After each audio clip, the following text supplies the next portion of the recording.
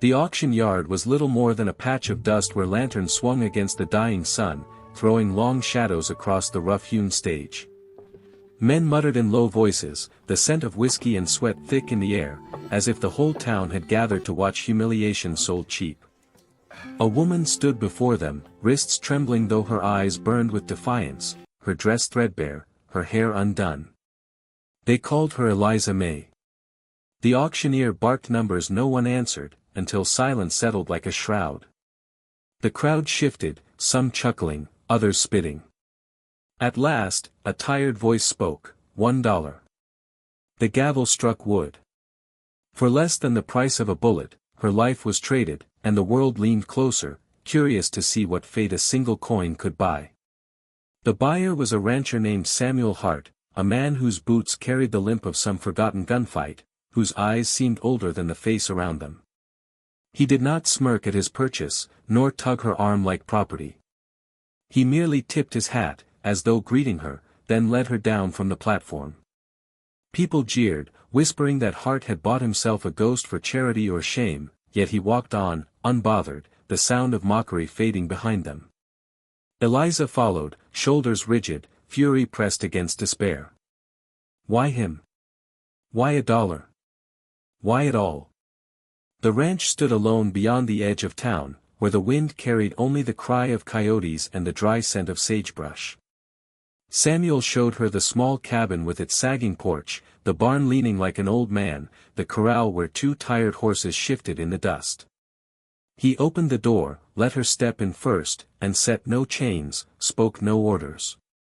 A fire crackled in the hearth, throwing amber light against the wooden walls. "There's stew," he said, voice low, roughened like gravel in a stream.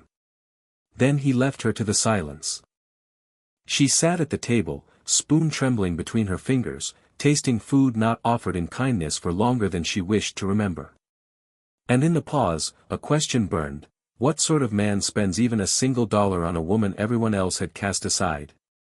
Days passed with little talk between them.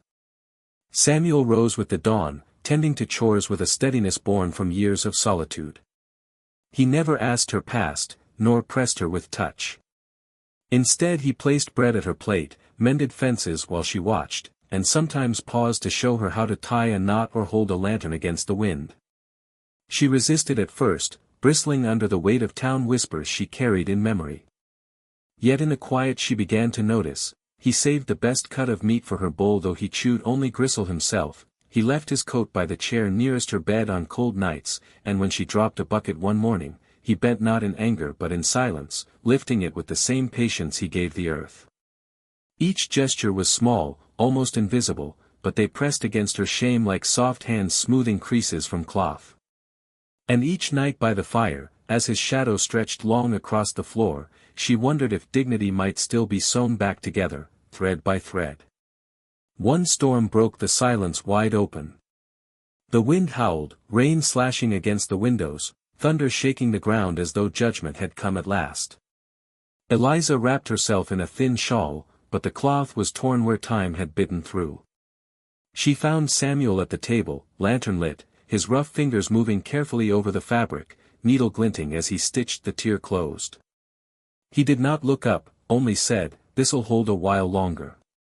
Her throat tightened. No one had mended anything for her in years, not clothes, not hope, not heart. She wanted to speak gratitude, but the words faltered. Instead she stood in silence, and something inside her shifted, a quiet quake that left her standing straighter. That night, when she laid the shawl across her shoulders, the weight of shame felt lighter than before. Yet the world beyond their door had long memory and sharp teeth. In town, laughter followed her still. At the general store, women turned away as though her presence soiled the air, men muttered that Hart kept a ruined woman as one keeps a broken horse. The ridicule stung deeper than fire, and one evening she nearly begged Samuel to send her away, to free them both from the burden of her name. But before she could speak, the saloon doors swung open and the mockery began again, louder, crueler. Samuel stood beside her, silent as ever, then laid a weathered hand upon her shoulder. Not a grip of possession, but a shield. The room fell still. No words spoken, yet his gesture roared louder than fists. For the first time, she did not bow her head. Seasons turned. Eliza learned the rhythm of the ranch, her hands roughening, her body steadied by labor. Samuel taught her to ride, though the first time she mounted the horse her legs shook.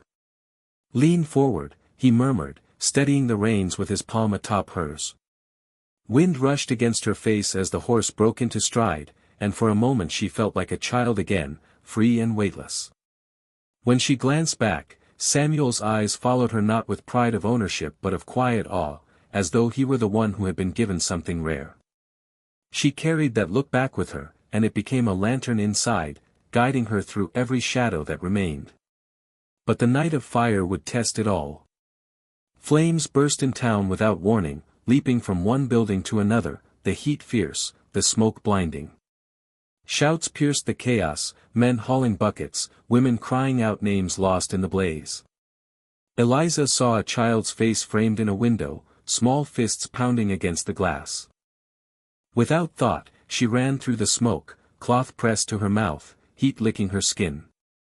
She broke the door with her shoulder, splinters biting flesh, and lifted the child against her chest, stumbling back through the inferno. When she emerged, her shawl singed, hair wild with cinders, the town froze in silence. This woman, once bought for $1, now carried life out of fire. Samuel was there, catching her as she staggered, his arms steady despite the limp that haunted him. His eyes, wet with smoke and something deeper, met hers, and for the first time his voice broke through the silence with more than necessity. "That $1, he whispered, low and rough, was the best I ever spent." The words clung to her skin like rain after drought.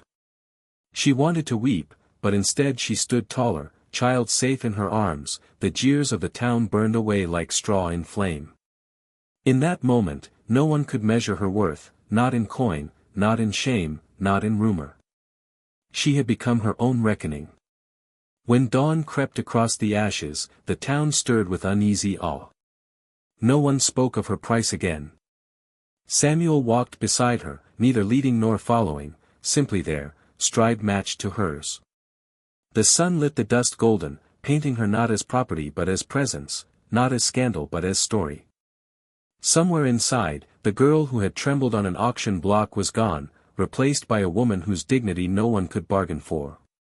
And if you listen closely, to the wind in empty streets or the crackle of firewood at night, you might still hear the old whisper of her tale, that worth is never weighed in silver or gold, nor in the coins men toss upon tables, but in the courage carried through smoke, the quiet grace of mending, the hand that rests upon your shoulder when the world would laugh you down.